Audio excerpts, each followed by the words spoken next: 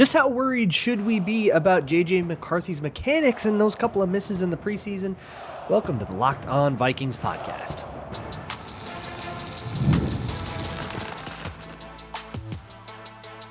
You are Locked On Vikings, your daily Minnesota Vikings podcast, part of the Locked On Podcast Network, your team every day.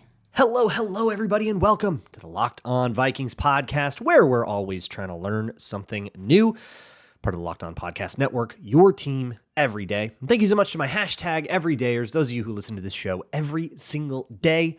I appreciate my hashtag everydayers so very much. Today, it's Town Hall Tuesday. That means I'm answering your questions as submitted to me via the Google Doc in the show notes. If you've been checked out all offseason, you're just coming back, there's been a change. The Google Doc has been updated, so your bookmark might not work anymore. And I'm no longer going through email or social media. It's exclusively the Google Doc. So if you want to ask a question, you can submit it there. Or you can also submit a hot take, and I will protect your anonymity and respond to the hot take accordingly. Go ahead and drop those whenever you want. There were a ton of questions in this one. I'm almost certainly not going to get to all of them, but a lot of really interesting stuff to discuss, especially about J.J. McCarthy. So let's dive in. The first one comes from Yell at Me If I Forget. I know you're an everydayer. Who says, read J.J. McCarthy still looks a bit too much over rotation to me. I don't see that happening with Burrow or others, so maybe I'm not paying enough attention to them and too much to ours. The question was referencing an email from earlier, which is basically how worried should I be about the over rotation? So let's discuss that, because I've seen a lot of discussion about that back leg swinging too far forward. And I feel a little bit guilty because I'm pretty sure that's my fault. that it's such a talking point that's something that I've been talking about incessantly for like a year. And now it's everywhere. Sorry. But there's one really important clarification I want to make. With that, the back leg is a sign of a particular issue, but it isn't the issue itself. The issue itself is the hips. So you want to watch the hips, watch the line. It's nice because the Vikings don't wear monochrome very often, so you can see the line between the jersey and the pants. Watch that line and the angle that it's at. That's going to be kind of your best visual angle hint because the camera angles are always kind of tough, especially on TV. But you want to watch the hips. That's where the issue physically lies. And the issue with J.J. McCarthy, the whole thing has always been, ever since, even Michigan, high school, whatever, has been that his hips come through too much. Your hips want to basically end square to your target. If there were a headlight on your belt buckle, that's the way I'll always describe it. If there were a headlight on your belt buckle, is it pointing at your target, or did it rotate a little past your target? Last year, or even in Michigan, it wouldn't just rotate past the target. It'd be all the way to the sideline. It would rotate 90 to 180 degrees too much. Then maybe not 180, but it would rotate way too much. Now I think it's rotating 10 to 15 degrees too much. It's not really that much. The back leg still swings out just a little bit, but that looks a lot more dramatic and isn't actually the thing, which is why I've basically spent this whole offseason since I saw J.J. McCarthy's OTA videos, and I could see, videos of him throwing, which is why I've been saying it's still suboptimal, but it's no longer concerningly so. You want it to be optimized over the next couple of years, and hopefully with experience it will, but I'm not worried about it anymore. It's good enough. Now, yell at me if I forget. You're absolutely right. You don't see that with Burrow. You don't see that with Jared Goff or any other big QBs. That is something that they are better at than J.J. McCarthy for sure. And I think it's still absolutely a valid critique and will explain some misses. I don't think it explains the ones we saw in the preseason, which I'll get to. But it's not going to cause misses constantly spraying terrible. You might overshoot one a little here or there. Or it might, screw up a deep ball here or there. But it's not going to be a defining characteristic anymore. At least I don't think. And hopefully it sort of wears away as his career goes on. Next one comes from Quinn, who asks, why are you gaslighting us about J.J. McCarthy? I love the aggressive wording. We are so back in season. I already thought it was weird. You and Forno were acting like JJ was having a good camp when everyone else was clear about how he's been struggling, but now we all saw him airmail a bunch of passes in just one drive played, and you're telling us this is a good QB performance. Yes, I absolutely am, Quinn. You are way too mad and also wrong. So a couple things you're wrong about. For one, the entire local beat has been talking about JJ McCarthy having sharp practices here and there. They've also admitted when he's had uneven practices here or there, but the former had happened far more often than the latter. So yeah, we are actually reporting on the local beat. I'm sorry if you're a Colin Coward listener, you might be getting the wrong idea. That's on you, bro chacho. The airmailing part, airmail a bunch of passes is just a horrific way to describe JJ McCarthy's preseason game. I think there were 3 inaccurate passes. One was an overshoot to Lucky Jackson. I'll put a pin in that. I'll end with that one. But the other 2, one was a throw on the run to the left that was behind Jordan Addison but still caught. And the other one was a back foot desperation heave on third down that went a little bit high for Jordan Mason as he was like falling away from it. I'm sorry, if you're calling that an airmail and you're like concerned about it, you're just being like crazy bad faith. He was like falling away under pressure on third down. And nobody was open, by the way. To talk about that Lucky Jackson on that third down, I do think that was a bad pass. And the reason for it, it's interesting. JJ McCarthy was asked about it and he said that he thought it was a little too early. He felt the pressure and he got rid of it a little bit earlier than he needed to.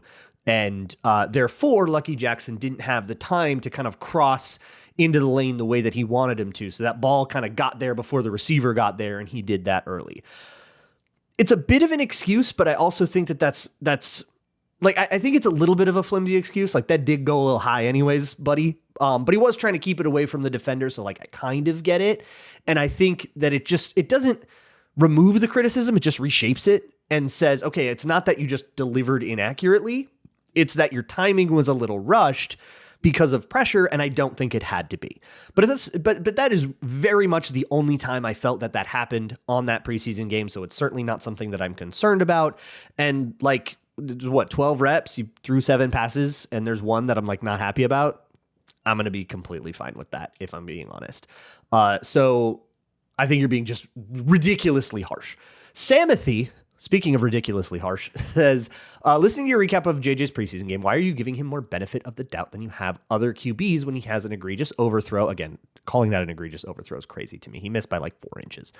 And you say you aren't worried. He was probably just a bit excited. But when Caleb has some overthrows, but still has a heroic comeback versus a supposedly elite defense, you don't give him any grace. Excellent stuff. You're still mad about the way that I talked about Caleb Williams in the game in Soldier Field, which he lost. That is not a heroic comeback. You did not come back. There's maybe a heroic almost comeback, but boy, horseshoes and hand grenades, okay? I'm absolutely never going to give you grace for that. I have seen so many short fallen comeback ideas for the Vikings, and they never come away with warm fuzzies, okay? Every time that's, close, always a bridesmaid. I will never give that to Caleb Williams. Also, Caleb Williams had like 5 horrific overthrows, all of which were worse than this one to Lucky Jackson. So yes, Caleb Williams had a worse game than the one drive that JJ McCarthy had in this preseason game. It's also one drive for JJ McCarthy. So of course I'm not going to go crazy about it. How could he overthrow 5 throws when he only threw 7 passes? Like there's a clear sample size thing here as well. You all are very mad that JJ McCarthy looked kind of good, especially if you're a Bears fan and the Bears picked the wrong guy. Whoops. Kevin says, how much are the Minnesota Vikings paying you to run interference about JJ McCarthy? You're not allowed to ask me that, Kevin. Only George Soros knows. The real Slim Shady says, which Vikings QB do you think has the strongest arm? It's obviously JJ McCarthy.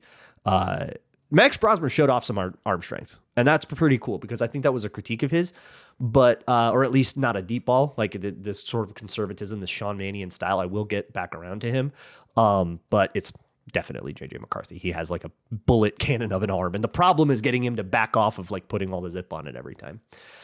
Anonymous says, is Max Brosmer actually Brosmer?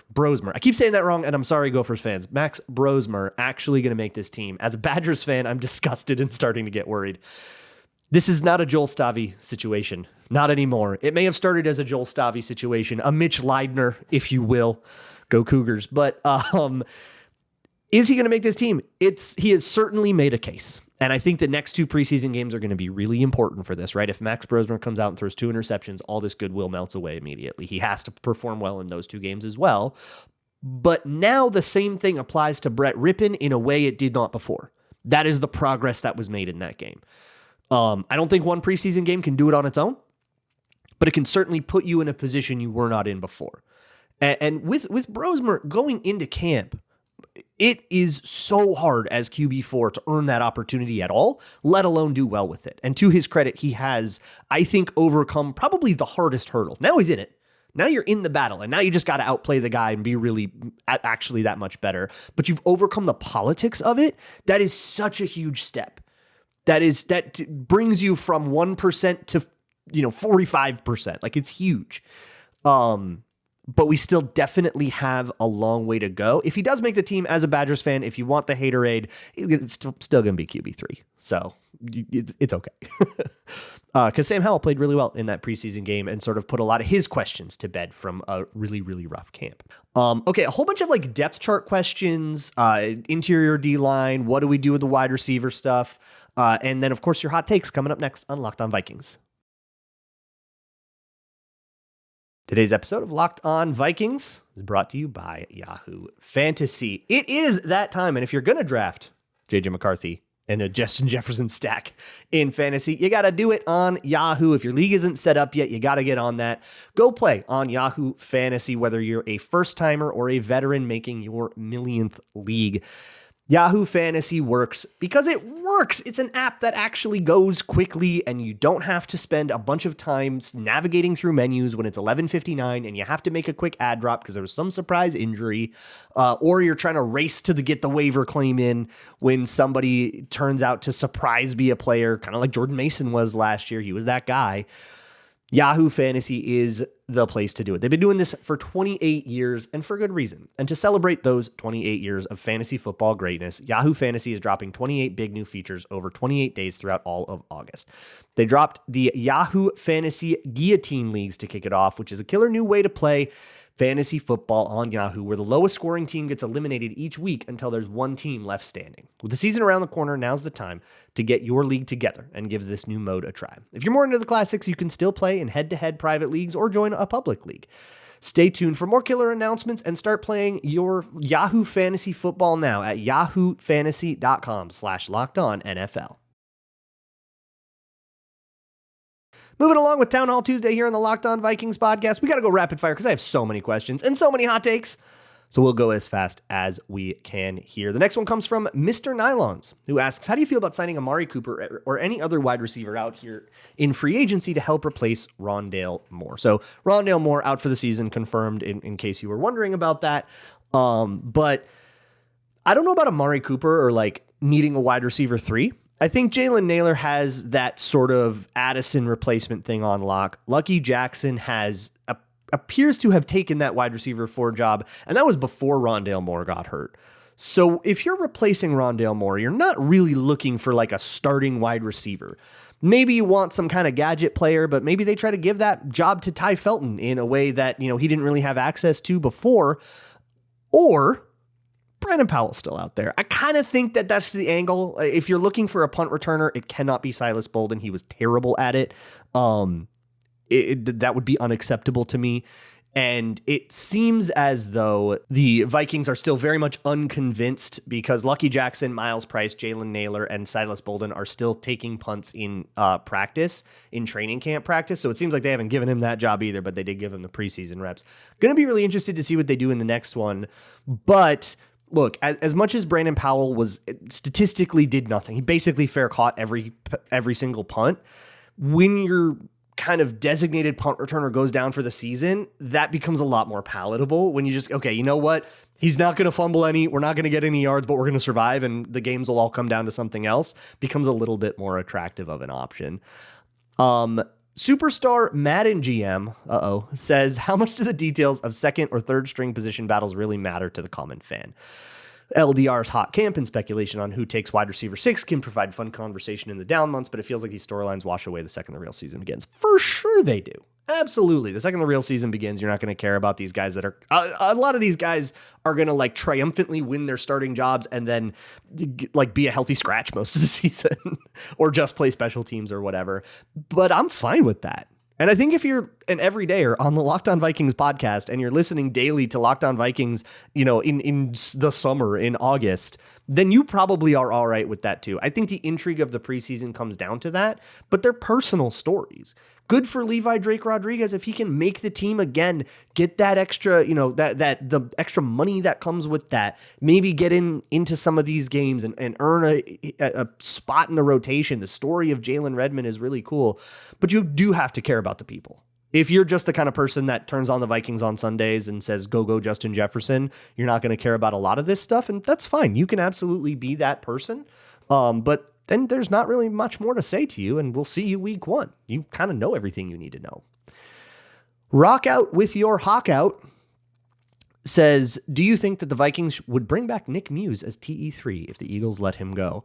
Kind of. I think the Vikings seem fairly dissatisfied with their tight end 3 situation. Gavin Bartholomew's hurt. He's got a lower back injury. He's on PUP. I don't know what that situation is or when they're going to get access to him. But I know that when the Vikings lost Nick Muse, I don't think they were happy about it. They had him on their practice squad, and he left to go to another practice squad in January after the Vikings lost. So he left to continue to compete and ends up getting a ring out of the whole thing. But the Vikings didn't say we're done with you or anything like that. It was just one of those roster things. So I think that door is still very much open. And looking at the Eagles depth chart, Nick Muse has a really, really tough route to the roster. I do not think he makes that team.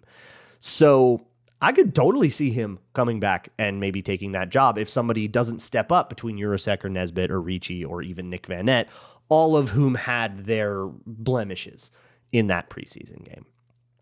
The Italian Stallion, speaking of, says, have you gone back and watched the second team O-line performance from the game? I thought that Juergens and Hubers had a great day in the run game. Yeah, so I got to take an L, okay? So here's what happens sometimes on the live eye.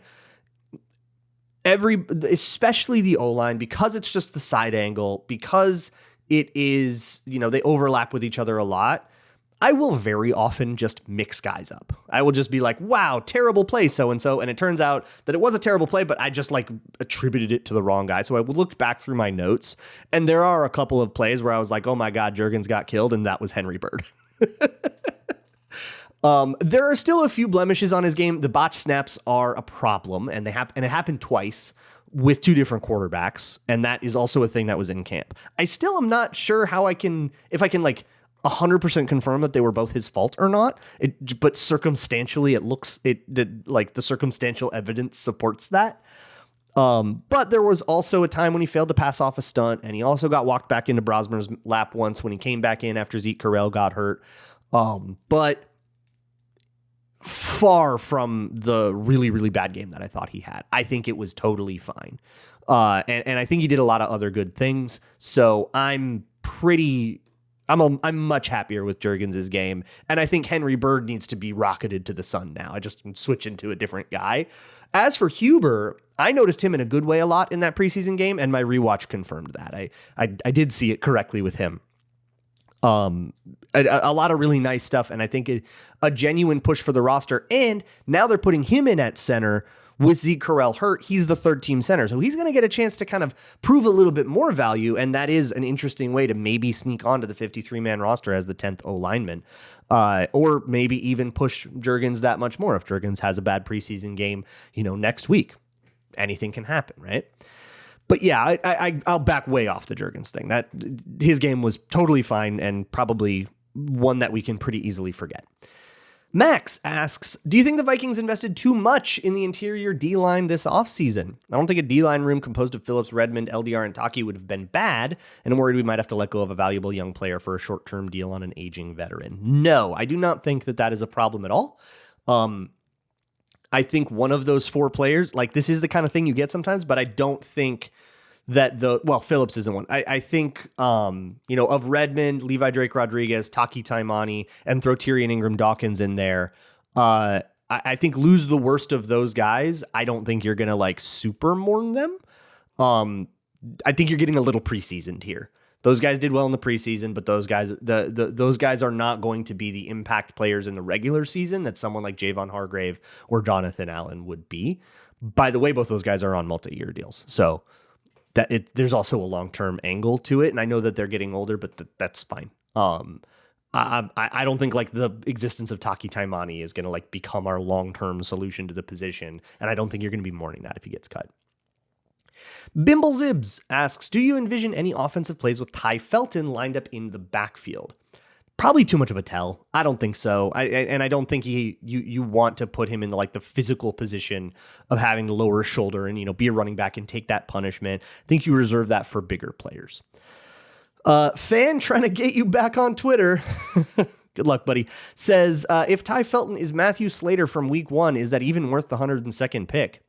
And that was my critique of it kind of the whole time. But it's at least nice to see him do on special teams what he was supposed to do and be that guy. If he wasn't that, if he also struggled on special teams, we'd have a catastrophe on our hands. But my whole critique of the pick is kind of centered around great, good special teams, but that's a third rounder. You kind of need more than that.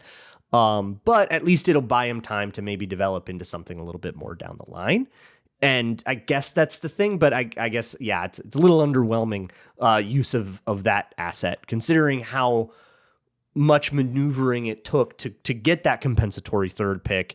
And you get it from, you lose Danielle Hunter and Kirk Cousins, you get one of those third rounders back from it, and then you get a special teamer that's wide receiver 5. I don't know. I don't feel great about it. Blimby says, if Brian Flores can make a competent, great CB out of Jeff Okudah, how does that compare as a career resurrection to KOC and Sam Darnold? I think the biggest difference is Okudah having a decent season here almost certainly includes him being hidden by the coverages, being able to just drop into zones, do the invert thing, difficult assignments, but you're not man covering all the time. The Vikings did not coddle Sam Darnold the way that Brian Flores coddles his corners. They asked the world of Sam Darnold, and there were times when Sam Darnold was the driving force of winning. So I think it's definitely a bigger accomplishment with Sam Darnold, even if you view them both as, guys that were drafted 3rd overall and busted. Sam Darnold just had to be better than Jeff Okudah would have to be considered successful. One last one from Sticky Luke, who asks, since Kyle Sloter came out and shared that the Vikings brass told him to, quote, be worse to not cause a QB controversy, it got me thinking, is there any Viking you were really sure of in preseason that never actually materialized in the regular season, or one that had a terrible preseason but ended up with a solid year? So that happens all the time. I think of Kyrie's Tonga as one. T.Y. McGill was one. He had one of the better preseasons I think I've ever seen and ended up kind of not really playing. That happens constantly. The preseason can lie to you very much for sure. There is signal in it, more signal than noise in it, but that happens all the time. This Kyle Sloter, this is how I learned about this Kyle Sloter thing, by the way. He's essentially saying that you're being too threatening to the starting QB, who's Kirk Cousins, by the way, and they told him to back it off. There is absolutely no way. I don't believe this for a second. And Kyle Sloter has essentially been publicly making excuses for his 2020 release, I think is when it happened, for a long, long time. The dude kind of very famously would just not do progressions and hoop, and got cut over it. And he's been mad for 5 years now. I don't really think we need to hear a thing that he has to say anymore. I've got some hot takes coming up next on the Locked On Vikings podcast. Today's episode is brought to you by FanDuel, America's #1 sportsbook. 35.75. That is the JJ McCarthy and a half. That's the JJ McCarthy over under. If you think he will do better than 35.75 or worse than 35.75, you can find that at FanDuel. You can also bet over under 8.5 or 9.5 wins. They both have their odds. The over on 8.5 is super, super short odds right now. But if you think under, you actually get a lot of juice. And if you think over 9.5, you actually get a lot of juice. So if you have an extreme take on the Vikings, maybe put your money where your mouth is. And August 26th is officially FanDuel Futures Day, a brand new holiday for football fans who live for bold predictions and preseason hunches. So take a flyer on the MVP race, take your win total for the Vikings, or a futures bet for JJ McCarthy or any other Viking like Justin Jefferson or TJ Hawkinson or whatever. Visit the FanDuel app today and start planning your futures bets now, because Futures Day is one day and one day only. FanDuel, play your game. Moving on with the Locked On Vikings podcast, it's time for some spicy opinions. Well, the first one comes from Just Call Me Oomph IDK, who says JJ McCarthy will be exactly good enough to be perfectly divisive within the fan base the way Kirk was. The Kirk QB wars will never end. They'll simply transform and take a new shape. This is the coldest take I think I've seen in a while on here. This is not a hot opinion. This is kind of already true. That I think whoever was going to ultimately replace Kirk Cousins, and Sam Darnold doesn't count because he kind of surprised everybody in a way that sort of removed him from this conversation. He became his own conversation. But I think whoever long-term was going to replace Kirk Cousins, the people who like vehemently believe that Kirk Cousins got a raw deal when the Vikings didn't re-sign him and thought that they made a mistake there, kind of to prove themselves right, they're going to have to be against JJ McCarthy. And then like vice versa. I'm trying not to fall into that, even though like, yeah, I was a bit of a hater on Cousins and I'm a little bit higher on JJ McCarthy than I guess like average is. But I do try to audit myself on that a lot. And I do feel like I've come to that organically. And I'm going to keep trying to like be aware of that bias, but that is like very much happening. So get a little hotter next time. Shadow Flame says Will Fries' mustache is the key to the O-line success, and he will be an all-pro for us this year. All-pro, that's a pretty big shot to call, but his mustache being the key to the O-line success, again, very cold take. Everyone believes and agrees with that. It's the only thing that will unite this country is that Will Fries has a good mustache. Civ Prophecy says between injury comebacks, Ryan Kelly's age, starting rookie, lack of unit chemistry, the Vikings O-line is destined to underperform versus expectations, capping at modestly above average. You can't be like the unit's going to be just kind of okay to good and call that a hot take. That's not hot. It's like a very responsible opinion. You guys got to get hotter. Yell at me if I forget. Says, I want B-Flow to leave. Okay, now we're talking. I think he's a great coach, but his scheme always seems to get figured out, and there's never an answer to it as the personnel don't match and they can't match up properly, which then comes around as that his scheme is too gimmicky. Look, man, it has to be. I think you've got a reasonable critique of Brian Flores, that late in the season, the last 2 years, Brian Flores' defense has collapsed. That is absolutely a reasonable critique and something that you really hope doesn't happen again this year. And in December, I'm going to be talking about that. Hey, here's what happened last December and the December before that. Do we have this again? However, wanting him to leave is a lot. It's still like a top 5 defense the last couple of years on the whole, even including those collapse games. So I can't be like, I want him out. That's a lot. That's way too much. And I think you just need to find the space between I have a critique and I need to fire someone over this critique. Sometimes you just have a critique. I'm going to let it. I think this is wrong. They should try to find a way to fix it. But firing people is often a bit too brunt of a tool.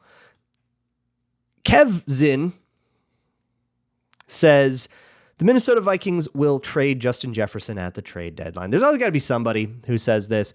JJ McCarthy's building a strong relationship with Jordan Addison, and the Vikings can get a haul for Jefferson. This is as hot as I want it to be because you're so wrong.